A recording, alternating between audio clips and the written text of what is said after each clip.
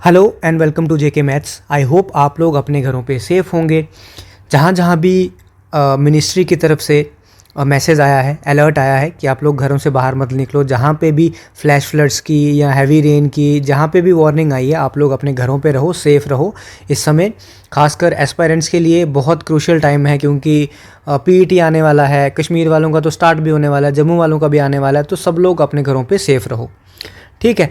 तो हम लोग क्या कर रहे थे, अभी मैंने क्या किया था, आज मैंने सुबह एक वीडियो अपलोड की थी जिसमें मैंने आपको बताया था कि जो जेकेपी कांस्टेबल की जो रेस है 1600 मीटर, वो मैंने रियल रेस जो थी, लाइव रेस जो थी, वो आपके लिए अपलोड की थी, ताकि आपको एक आइडिया मिल जाए कि बच्चे जो हैं वो किस तरीके से प्रिपरेशन कर रहे हैं, किस तरीके से आपको प्रिपरेशन करनी है, कहाँ आप पीछे रह रहे हो, किस चक्कर में आप पीछे रह रहे हो, यहाँ पे क्या गलतियाँ हो रही हैं। ये सब मैंने आपको बोला था कि आप एक बार एनालाइज करो। उसके बाद मैं बताऊँगा आपको कि डाउट्स क्या हैं आपके जो बहुत सारी क्वेरीज जो थी वो टेलीग्राम पर भी आ रही थी और कमेंट्स में भी आ रही थी कि हमसे या तो हम पहला चक्कर हमारा सांस फूल जा रही है पहले चक्कर में, लास्ट चक्कर में हम उस तरह से नहीं भाग पा रहे हैं जो हमें स्प्रिंट करना होता है, ठीक है। और दूसरा तीसरा चक्कर जो है वो उसमें हमारा मन करता है कि रुक जाएं, बिल्कुल छोड़ दें, हो ही नहीं पा रहा है हमसे। तो वो सारी चीज़ें हम लोग यहाँ पे करने वाले हैं, बताने वाला हूँ कि किस तरह से होगा।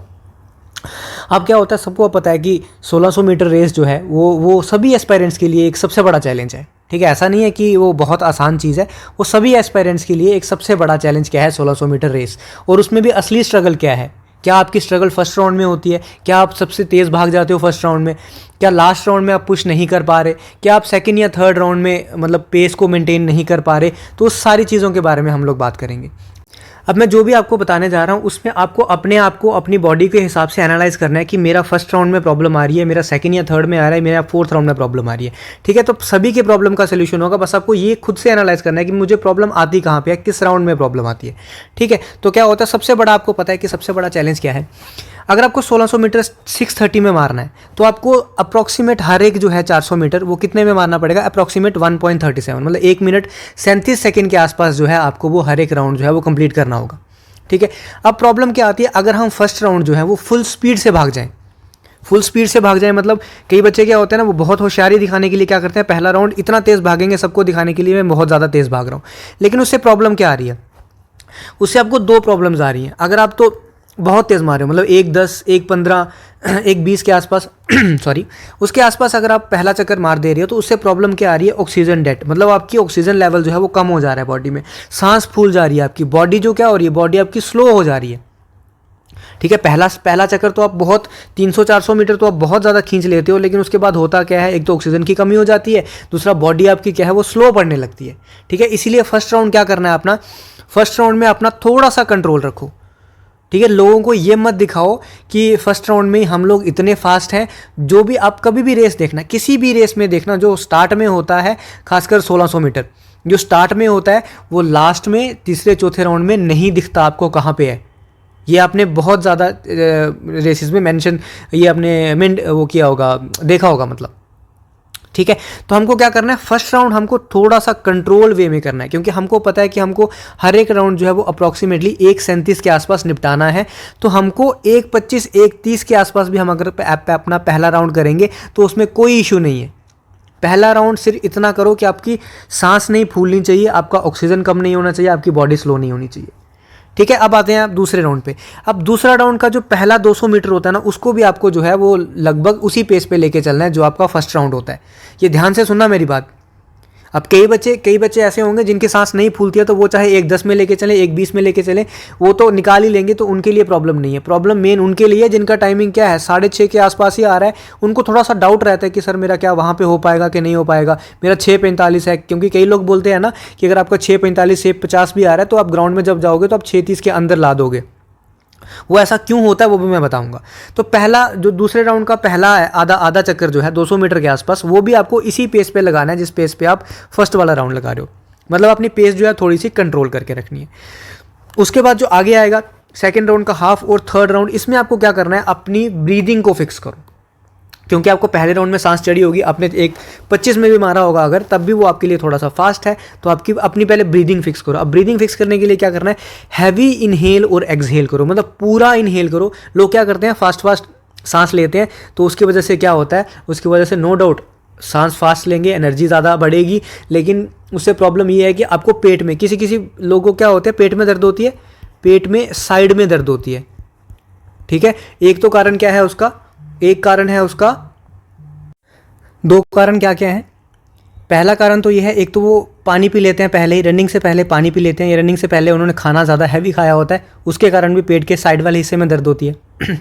दूसरा कारण क्या है कि हैवी वो सांस जो लेते हैं वो छोटी छोटी सांस लेते हैं, बिल्कुल छोटा इनहेल करते हैं, छोटा एक्सहेल करते हैं, उसकी वजह से भी प्रॉपर आपके लंग्स तक सांस नहीं पहुंच पाती, लंग्स पूरे फैल नहीं पाते, तो उसकी वजह से भी आपके साइड में दर्द होती है। तो उससे आपको क्या करना है, आपको हैवी इनहेलिंग करनी है, मतलब पूरी सांस भरनी है, पूरी सांस छोड़नी है। जब भी आप ये 5-7 बार ऐसा करोगे ना, तो आप देखोगे अगर आपको दर्द हो रही है तो अभी अपना के देखना आइडिया कि हैवी सांस लेना, पूरी अंदर तक भरना, पूरी छोड़ना, वो आपको जो है 5-7 सांस लेने के बाद वो ऑटोमेटिकली आपके दर्द जो है वो खत्म होने लगेगी। ठीक है, उसके बाद क्या करना है, सेकंड और थर्ड में हमेशा आपको पेस क्या रखनी है अपनी, हमेशा स्टेबल पेस रखनी है, इसमें घबराना नहीं है, कोई बात नहीं, आपका बिल्कुल टाइम आएगा, क्योंकि आपको पता है कि पहला चक्कर आपने 1:30 के आसपास मार लिया है, 1:37 चाहिए होता है, 7 सेकंड हमने वहाँ से बचा लिए हैं आराम से।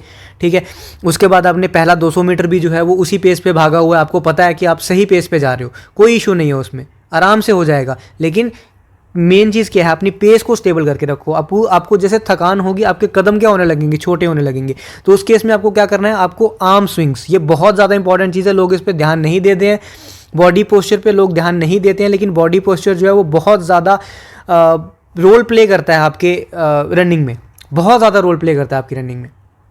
ठीक है, तो क्या करो, बॉडी पोस्चर पे ध्यान दो, आर्म स्विंग्स करो। कई लोगों को क्या होता है ना, यहाँ रनिंग के वक्त बैक में भी पेन होती है, पूरी मतलब नीचे बैक में नहीं, अपर बैक में, जहाँ हमारे विंग्स होते हैं ना, विंग्स के बीच में हम लोग ऐसा बोलते हैं, यहाँ पे भी हमारी दर्द होती है। तो उस दर्द का कारण भी यही है, आप आर्म स्विंग्स नहीं करते। जब आप आर्म स्विंग्स करोगे तो ये दर्द ऑटोमेटिकली आपकी खत्म होने लगेगी। ठीक है, उसके बाद तीसरी चीज़ क्या आ गई, आपका माइंड सेट ऐसा रखो, माइंड में जब आप भागने लगते हो ना, आपको भी पता है कि ये आपका 400 मीटर का ट्रैक है सपोज, अब यहाँ से स्टार्टिंग पॉइंट है, यहाँ से स्टार्टिंग पॉइंट है, जब आप यहाँ करके यहाँ से यहाँ पहुँचने लगते हो ना, आपको लगता है यार कितना भाग लिया, अभी भी हमको यहाँ तक भागना है। तो ये जो आपका माइंड सेट है ना, उसको थोड़ा सा क्या करो, उसको रोको थोड़ा सा। ठीक है, उसको क्या करो, उसको आधे में डिवाइड करो, मतलब अपने जो टारगेट है उसको छोटा रखो, टारगेट को छोटा रखो। ये सोचो कि मुझे यहाँ से 200 मीटर जाना है बस, फिर यहाँ जाके सोचो कि मुझे यहाँ से 200 मीटर जाना है। आल्दो ये बोलने में बहुत ज़्यादा आसान है, लेकिन जब ये आप 2-3-4 बार करोगे तो ऑटोमेटिकली आपकी प्रैक्टिस जो है, आपकी पेस जो है, आपका माइंड जो है वो उस तरीके से सेट हो जाएगा कि आप लोग स्टडी पेस पे भाग पाओगे। अगर आप दूसरा चक्कर और तीसरा चक्कर 1:30 1:35 के आसपास आराम से कर सकते हो ना, उसके बाद फिर आता है चौथा चक्कर, जिसमें आपको जो है अपनी जान लगानी है। ठीक है, तो ये भी आपको किस में रखना है, स्टडी पेस में रखना है। और ये याद रखो हमेशा कि छोटे गोल्स होंगे तो रिजल्ट बड़ा होगा। आपको कछुआ बनना है, आपको खरगोश नहीं बनना है। ठीक है, कछुआ बनोगे तो रेस जीतोगे, खरगोश बनोगे तो सबको दिखा तो दोगे कि मैं बहुत फास्ट हूँ पहले चक्कर में, दूसरे चक्कर में, लेकिन आप तीसरे चौथे चक्कर में कहीं नहीं दिखोगे और सब बच्चे आपसे आगे निकल जाएंगे। ठीक है, और जब भी प्रैक्टिस करनी है, प्रैक्टिस के टाइम जब आप 400 मीटर के 4 लगाते हो तो अपना क्या करो, पेस जो है वो 1:33 1:35 के आसपास रखो, मतलब पेस अपना ऐसा मेंटेन रखो कि सारे के सारे चक्कर आपको इसी पेस पे लगाने हैं। इससे क्या होगा, इससे आपका स्टेमिना बिल्टअप होगा, क्योंकि आपकी बॉडी जो है वो अडॉप्ट कर लेगी कि 1:30 1:35 के आसपास ही मुझे सारे चक्कर लगाने हैं। उसके बाद उससे क्या होगा, आपका ब्रेथ कंट्रोल होगा। उसके बाद माइंड एंड बॉडी जो है वो उस पेस पे आपकी सेट हो जाएगी जिस पेस पे आपको रनिंग करनी है। फिर जब आपकी एक्चुअल रनिंग होगी उसके बाद आप इससे बहुत ज़्यादा कम कर सकते हो। क्यों? क्योंकि आपको पता है कि इस पेस पे अब आपकी सांस नहीं फूलने वाली है।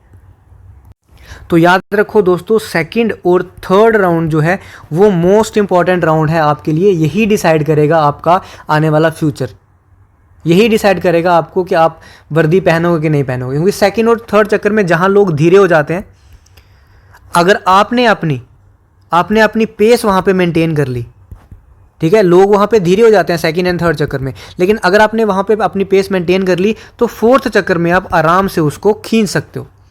फोर्थ चक्कर में आप स्ट्रांग बन के ऑटोमेटिकली निकलोगे जब आप सेकंड और थर्ड चक्कर आपने कैसा लगाया होगा, पेस मेंटेन करके। तो मैं फिर क्या बोल रहा हूं कि पहला चक्कर अपना ऐसा रखो कि 1:25 1:30 के आसपास रखो, ठीक है, क्योंकि आपने यहाँ से 7 सेकंड जो है वो क्या किए हैं, बचा लिए हैं। उन 7 सेकंड का यूज़ कहाँ पे करो, 1:35 के आसपास जो है वो सेकंड चक्कर रखो, 1:35 के आसपास ही क्या रखो, थर्ड चक्कर रखो। अभी भी आपके क्या हैं, क्योंकि 2 सेकंड यहाँ से बच रहे हैं, 2 सेकंड यहाँ से बच रहे हैं, 7 यहाँ से बचाए हैं, 11 सेकंड अभी भी आपने बचा लिए हैं।